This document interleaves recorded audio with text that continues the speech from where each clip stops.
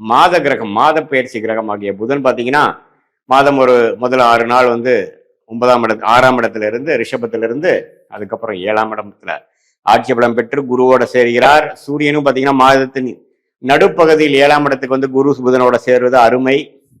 So second half பார்த்தீங்கன்னா அருமையான ஒரு அமைப்பு. ஏன்னா 7ஆம் இடம் வலுப்பெறுகிறது, புதன் அருமையான ஒரு ஆட்சி பலம் பெறுகிறது, குருவோட சேருகிறார், சூரியன் சேருகிறார். அந்த சூரியன் குரு புதன் பார்த்தீங்கன்னா முட்கூட்டு கிரகங்கள் ஒரு அருமையான யோகத்தை கொடுக்கக்கூடிய அமைப்புகள் இருக்கு தனுசு ராசிக்காரருக்கு. ஸோ மாதத்தின் செகண்ட் ஆஃப் வந்து படிக்கிறவங்க, வெளிநாடு போகணும்னு நினைக்கிறவங்க, காம்படிட்டிவ் எக்ஸாம்ஸ் படிக்கிறவங்க, எக்ஸாம்ஸ் எழுதுறவங்க, அவங்களுக்குலாம் அருமையான பலன்களை கொடுக்கக்கூடிய ஒரு மாதமாக ஜூன் மாதம், குறிப்பா சொல்லணும்னா செகண்ட் ஆஃப் வந்து தனுசு ராசிக்காரருக்கு வருகிறது.